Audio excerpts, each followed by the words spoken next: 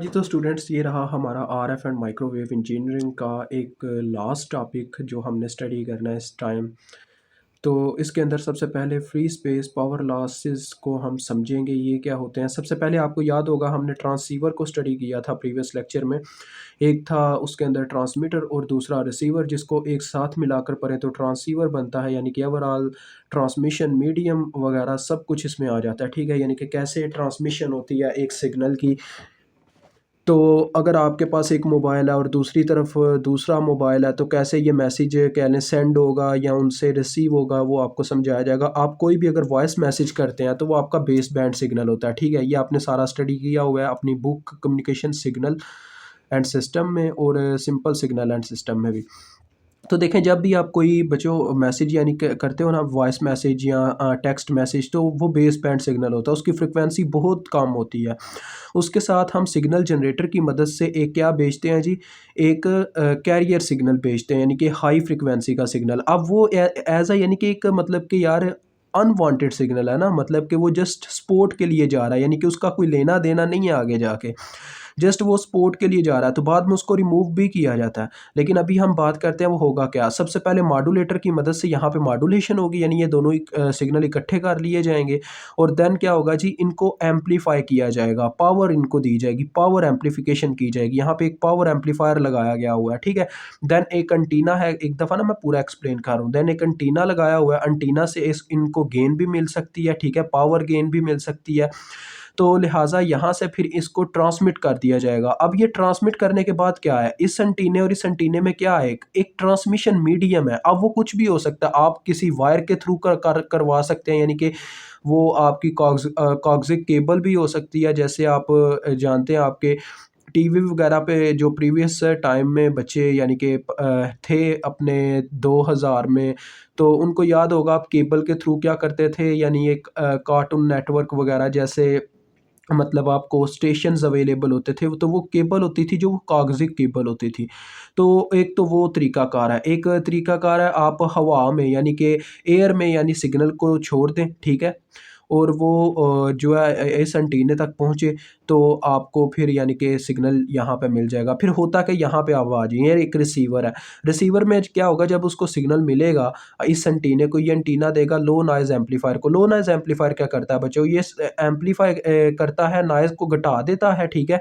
और बाकी सिग्नल को एज़ इट एज़ जाने देता है। तो बाकी सिग्नल एज़ इट एज़ जाएगा, यानी कि नॉइज़ जो आपको पता है, इस जो आपका या सेंटर में आ रहा है ट्रांसमिशन मीडियम, इसमें आपको नॉइज़ बहुत ज़्यादा मिल गया होगा, आपके सिग्नल के अंदर नॉइज़ बहुत ज़्यादा ऐड हो गया होगा। तो नॉइज़ हमारा एक बहुत ही बड़ा अनवांटेड सिग्नल है, यानी कि हमें उसकी ज़रूरत नहीं है और वो बेवजह ऐड होता ही होता है। तो उसका यानी एम्पलीफिकेशन करना फिर हमारा बनता है। हमने नॉइज़ लो नॉइज़ एम्पलीफायर यहाँ पे लगा दिया हुआ है, तो लिहाजा इससे नॉइज़ कम हो जाएगा। मुकम्मल तौर पे तो ख़त्म नहीं हो सकेगा, कुछ ना कुछ एरर रहेगा। फिर डीमॉड्यूलेशन की जाएगी डीमॉड्यूलेटर की मदद से, और हमारा message signal base band signal से अलहदा हो जाएगा। अब मैसेज सिग्नल की जो है ना मैग्नीट्यूड बहुत कम रह गई होगी, यानी कि वो इतनी ज़्यादा उसकी बेस नहीं होगी जितनी उसकी होनी चाहिए। दैट्स व्हाई फिर हम उसको बेस बैंड एम्पलीफायर में से गुजारेंगे, तो उसकी फिर बेस बढ़ जाएगी, यानी कि आवाज़ उसकी और उसकी मैग्नीट्यूड सेटल हो जाएगी। तो अब यहाँ पे क्या होगा जी, बेस बैंड एम्पलीफायर से डायरेक्ट यानी आपके मोबाइल के स्पीकर पे जाएगा और आपको मैसेज सिग्नल रिसीव हो जाएगा, ठीक है? सम नॉइज़ के साथ होता है कभी-कभार फिर।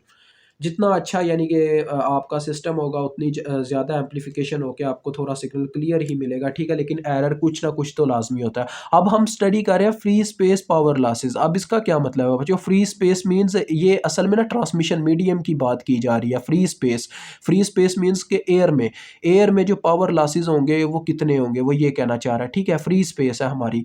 अब फ्री स्पेस पावर लॉसेस का ज़रा फार्मूला ज़रा आप देख लीजिएगा। फ्री स्पेस पावर लॉसेस का जो हमारे पास फार्मूला होता है, ये ट्रांसमिशन मीडियम है, मैंने फिर से कह रहा हूँ ट्रांसमिशन मीडियम है, ट्रांसमिशन मीडियम, ठीक है? फ्री स्पेस पावर लॉस हम ये जानना चाह रहे हैं, इस ट्रांसमिशन मीडियम में जब हमने कोई कागजी केबल वगैरह नहीं लगाई हुई, बस हमने एयर में छोड़ दिया अपना सिग्नल इस एंटीने से इस एंटीने में पहुंचने तक, उसमें कितना यानी कि लॉस आएगा पावर का, ठीक है? ये हम कैलकुलेट करना चाह रहे हैं।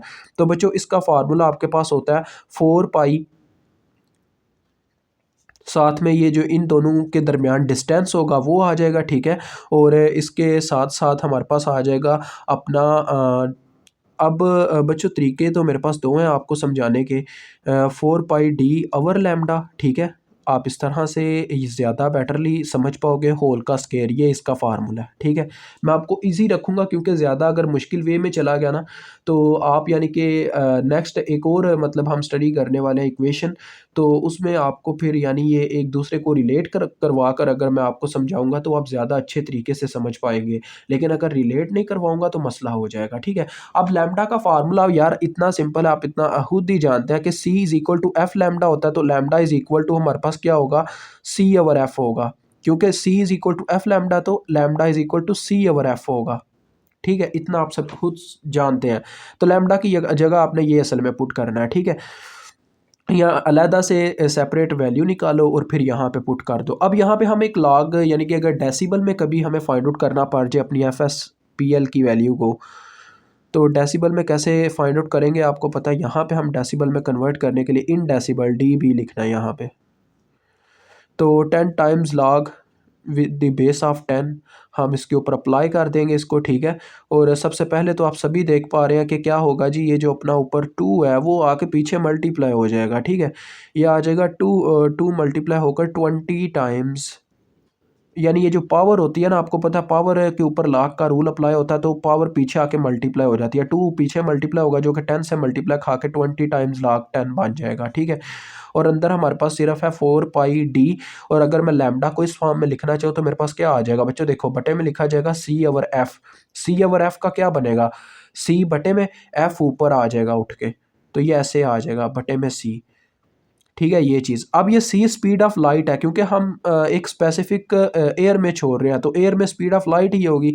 स्पीड ऑफ लाइट की वैल्यू आप सभी जानते हैं 3 मल्टीप्लाई बाय 10 पावर रेज़ 8 होती है। 3 multiply by 10 power raise 8 metre पर सेकंड। तो ये वैल्यू अगर मैं पुट करता हूँ तो ये थोड़ा और सिंप्लीफाई हो जाएगा आपके पास, देखिएगा कैसे।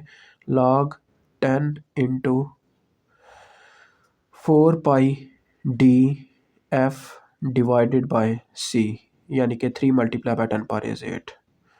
अब बच्चों देखो इसमें दो कांस्टेंट्स हैं, इनको आपस में यानी कि रिलेट करवाया जा सकता है, और D और F को भी आपस में रिलेट करवाया जा सकता है। देखिए किस तरीके से, FS/PL in decibel is equal to हमारे पास क्या आ जाएगा, देखिए 20 टाइम्स लॉग। अभी मैं इसको ओपन नहीं कर रहा, लॉग की प्रॉपर्टी एक लगती है वो अप्लाई नहीं कर रहा, ताकि आपको भी सही तरीके से समझ भी आए, यानी कि एकदम से मैं एग्जैक्ट उस जगह पे नहीं जाना चाह रहा। अब मेरा कैलकुलेटर यहाँ कहीं पे पड़ा होगा, रुक जाइएगा 1 मिनट जस्ट।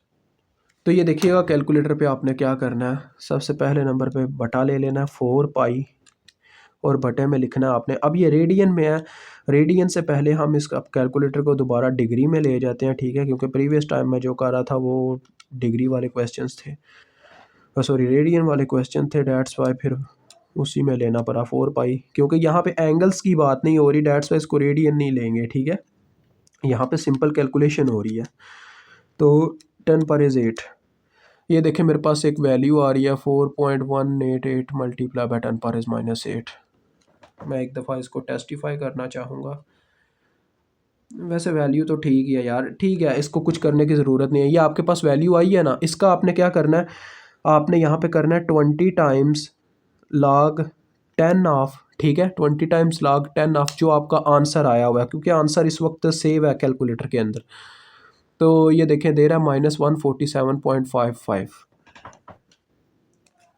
ये इसका आंसर आ रहा है इस पूरी टर्म का, ये नीचे वाली टर्म इसके साथ मिला के, ठीक है। तो यानी ये आ जाएगा देखें, लेकिन उसका मैंने अब log ले लिया, इसका मतलब मुझे log की प्रॉपर्टी ओपन कर देनी चाहिए। तो देखें बच्चों फिर मैं ये करता हूँ, जैसा कि आपके सामने है DF, ठीक है, DF अंदर ही है, मैंने दूसरा वो जो है उसका log 20 टाइम्स उसके ऊपर अप्लाई कर दिया है, तो लिहाजा वो मेरे पास यहाँ पे बाहर नंबर आ गया -147.56, ठीक है, अप्रॉक्सीमेटली इतना बनता वो।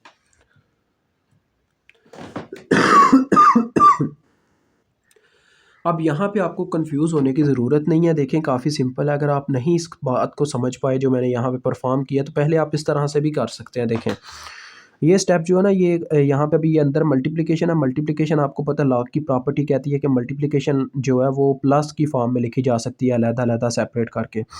लेकिन आप इस स्टेप को छोड़ें, ये जो ऊपर वाला है ये आपको थोड़ा कन्फ्यूज़ेबल कर रहा होगा, मुझे पता है।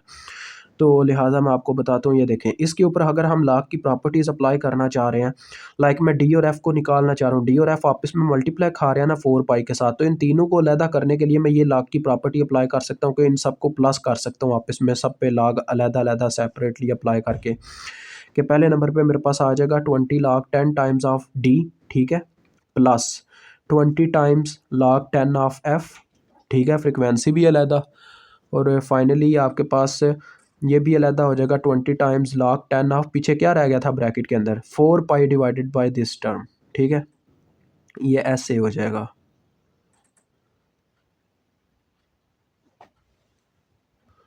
तो जस्ट सिंपल सी बात है, जब अब आप इसको सॉल्व करेंगे तो आपके पास ये नंबर आ जाएगा और यहाँ पे आप लिख देंगे और यही आपका एफ एस पी एल है, ठीक है जी। ये फार्मूला है, जब भी आपको, जब आपके मतलब इसको सॉल्व करेंगे कोई क्वेश्चन आएगा तो उसमें क्या होगा, वो कहेगा कि आप एफ एस पी एल को फाइंड आउट कीजिए। अब वो डेसिबल में कहता है तो डेसिबल में कर दें, ठीक है, फिर डेसिबल का फार्मूला भी आपके पास है, सिंपल फार्मूला भी आपके पास है, तो लिहाजा आपने एफ एस पी एल को कैलकुलेट करके दे देना, यानी कि ये फ्री स्पेस पाथ लॉस है, यानी एयर के अंदर कितना हमें सिग्नल को लॉस देखने को मिलता है। तो अब दूसरे नंबर पे हम बात करेंगे, इसी के अंदर एक और टॉपिक कवर किया जाएगा, जो ये है कि यानी कि ट्रांसमीटर से जब सिग्नल को अभी एमिट किया जा रहा होता है, यानी कि यहाँ से ट्रांसमिट किया जाएगा, तो उस दौरानिए में कितनी पावर यानी कि मिल रही होगी अपने ट्रांसमीटर को, ठीक है, यानी कि इसको कहा जाता है फ्रीज ट्रांसमिशन इक्वेशन। तो ये आपका सेकंड है, नोट कर लीजिए, Friis transmission equation, Friis transmission equation.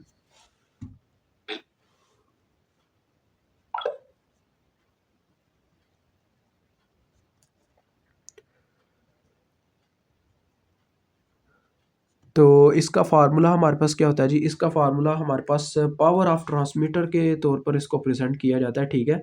तो पावर ऑफ ट्रांसमीटर के तौर पे तो इसको प्रेजेंट किया जाएगा, और सॉरी पावर ऑफ ट्रांसमीटर जो है इसमें, सॉरी वो हमें पावर गेन होगी एक लिहाज से हमारी इसमें, सॉरी ये जो फ्रीज ट्रांसमिशन इक्वेशन है ना, ये वो पावर है जो हमें रिसीव होगी यहाँ पे रिसीवर के एकरास आकर, ठीक है, यानी कि कितनी पावर हमें मिलेगी इस फ्री स्पेस पावर लॉस के बाद, यानी हमने यहाँ से सिग्नल को ट्रांसमिट किया बच्चों, ठीक है, और वो यहाँ पे आके कितनी पावर बची होगी इस दौरानिए में, यानी इस एंटीने को कितनी पावर उस सिग्नल में देखने को मिलेगी, वो हम फ्रीज ट्रांसमिशन इक्वेशन से फाइंड आउट करेंगे।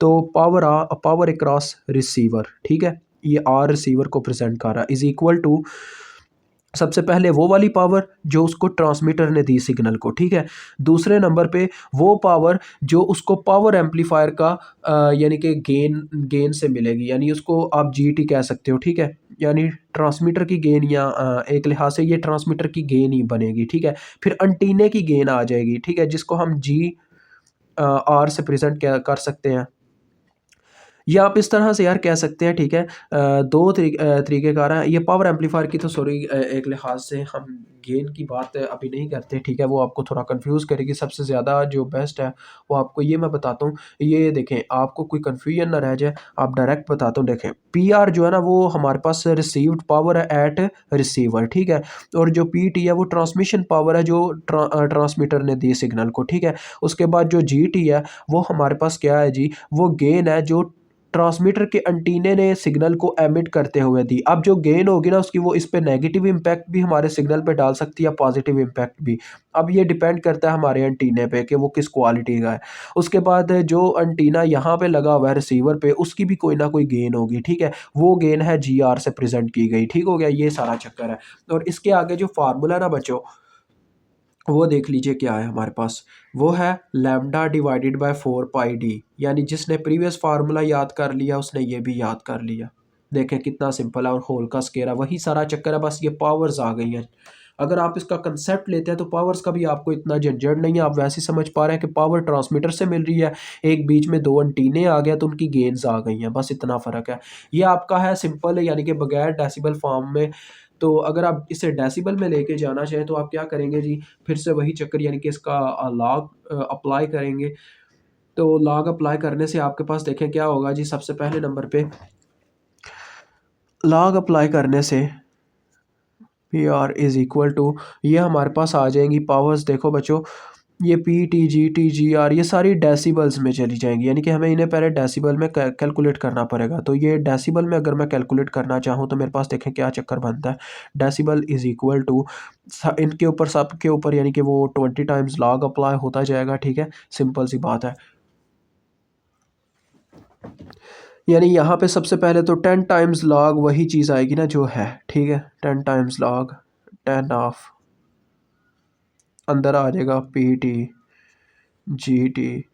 जी आर, और इसके बाद ये जो टर्म है यार, ये आ जाएगी अपने पास lambda over 4 pi D whole का स्क्वायर, और ये होल टर्म ऐसे आ जाएगी। ठीक है, अब इनको यार ऐसे अजीब तरीके से 10 टाइम्स लॉग 10 यानी कि सबके साथ लिखने से बेटर पता है क्या, इनके ऊपर प्रॉपर्टी अप्लाई होनी है। आप सभी जानते हैं क्या आएगा इस तरह से। चले आपको एक दफ़ा लिख के बता देता हूँ, ये ऐसे आ जाएंगे 10 times log 10 of P T, यानी कि अप्लाई होगा लॉग का थ्योरम, ये मल्टीप्लाई होने वाले सारे अलग-अलग हो जाएंगे इस तरह से। बेस 10 है भाई, तो साथ में जी टी इसकी दफ़ा आ गया प्लस 10 लॉग बेस 10 ऑफ इस वक्त रिसीवर के ऊपर जो एंटीना उसकी गेन, और then plus 10 times log of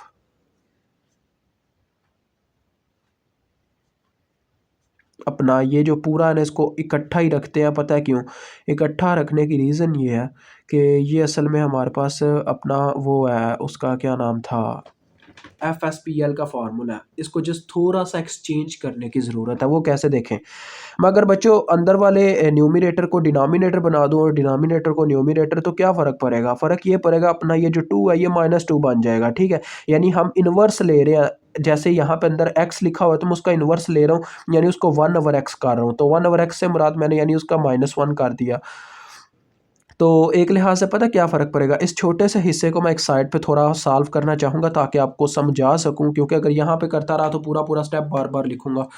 तो इस टर्म्स को अगर लेते हैं, सबसे पहले हमारे पास इस ये टर्म है गिवन। ठीक है, 10 times log 10 into this term. अब इस टर्म को मैं ये इस फॉर्म में लिखना चाह रहा हूँ, 4 पाई डी ऊपर लिखना चाह रहा हूँ, बटे में लैम्डा लिखना चाह रहा हूँ। तो क्या होगा, क्या फ़र्क पड़ा है, मैंने इसकी पावर ऐसे ही है, अंदर भी पावर इसकी -1 कर दी है। ठीक है, मैंने ऐसे किया, अंदर भी पावर -1 कर दिया और होल की पावर के साथ भी -1 ज़रब करवा दिया। इस तरह से मैथ का रूल अप्लाई हो जाएगा कि यानी कि जो आपने काम किया वही आपने ख़त्म भी किया, यानी कि इक्वलाइजेशन किया है। जैसे अगर आप किसी नंबर से मल्टीप्लाई करते हो तो डिवाइड भी कर रहे हो, ये काम आप कर रहे हो, तो यानी इसकी पावर आ जाएगी -2। ठीक है, ये फ़र्क आएगा क्योंकि आपने इसको उल्टा दिया। अब इसके ऊपर लॉग की प्रॉपर्टी अप्लाई होगी और -2 बाहर चला जाएगा और ये आ जाएगा -20।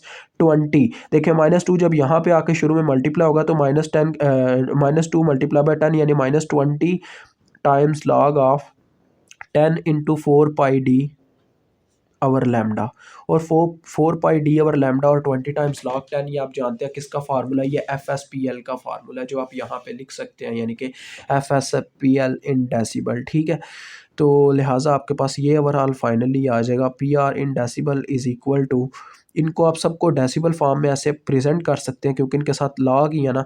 तो पी टी इन डेसिबल यानी कि ये पावर डेसिबल में, प्लस दूसरी गेन आपकी डेसिबल में G T in decibel, then third term in decibel जिसका नाम है जी आर,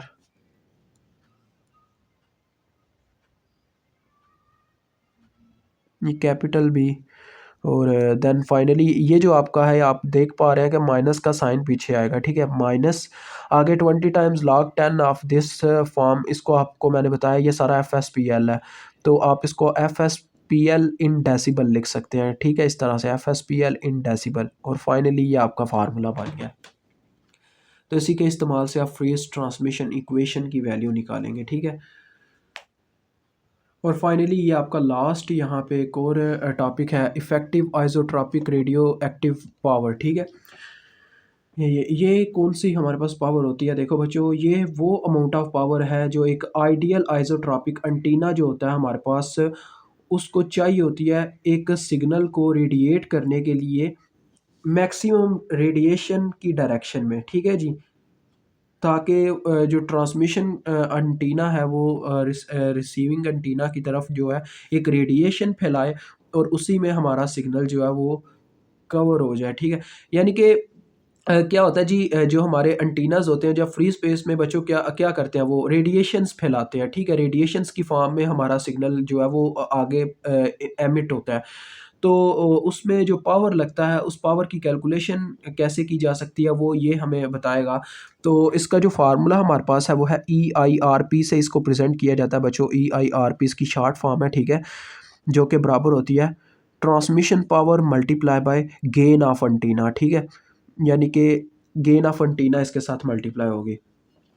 अब देखो ना, सिंपल सी बात है, ट्रांसमिशन पावर यानी कि सिग्नल के अंदर कितनी ट्रांसमिशन पावर थी, उसे ट्रांसमीटर से कितनी पावर मिली थी और उसके साथ मल्टीप्लाई हो जाएगी वो गेन, यानी कि जो अपने एंटीना की गेन होगी। यही दो चीज़ें आएगी और क्या आएगा। और अगर हम इसको डेसिबल फॉर्म में लिखना चाहे तो आपको साफ साफ साफ नज़र आ रहा है, मुझे अप्लाई करके क्या दिखाने की ज़रूरत है, आप खुद देख पा रहे हैं कि सिंपल सी बात है यार, इनके साथ 20 टाइम्स 20 के या 10 टाइम्स मेरे ख्याल में लगेगा। एक मिनट, जस्ट एक मिनट।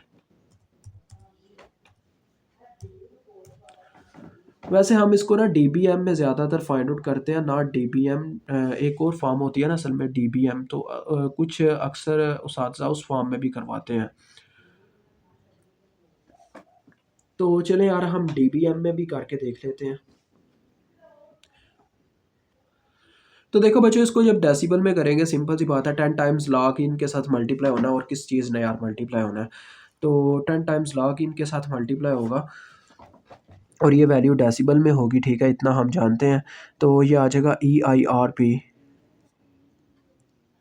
इन डेसिबल। अब आपको लास्ट एक कंसेप्ट दूंगा यहाँ पे। अब ये सिंपल डेसिबल फॉर्म में है तो यहाँ पे तो आपको पता क्या आएगा, 10 times log base 10 of transmitter power plus, यानी ये दोनों लॉग के थ्योरम के अकॉर्डिंग अलग-अलग हो जाएंगे ऑफ गेन, ठीक है?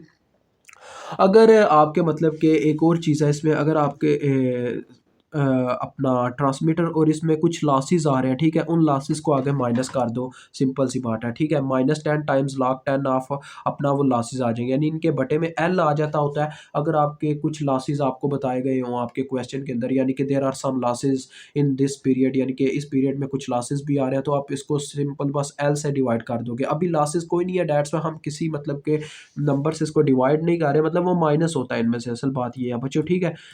सिंपल कंसेप्ट है, लॉसेस इसमें से माइनस होते हैं। पावर में प्लस गेन होता है, गेन में से लास्ट जब माइनस होता है तब जाके हमें EIRP मिलती है, ये इसका कंसेप्ट है। तो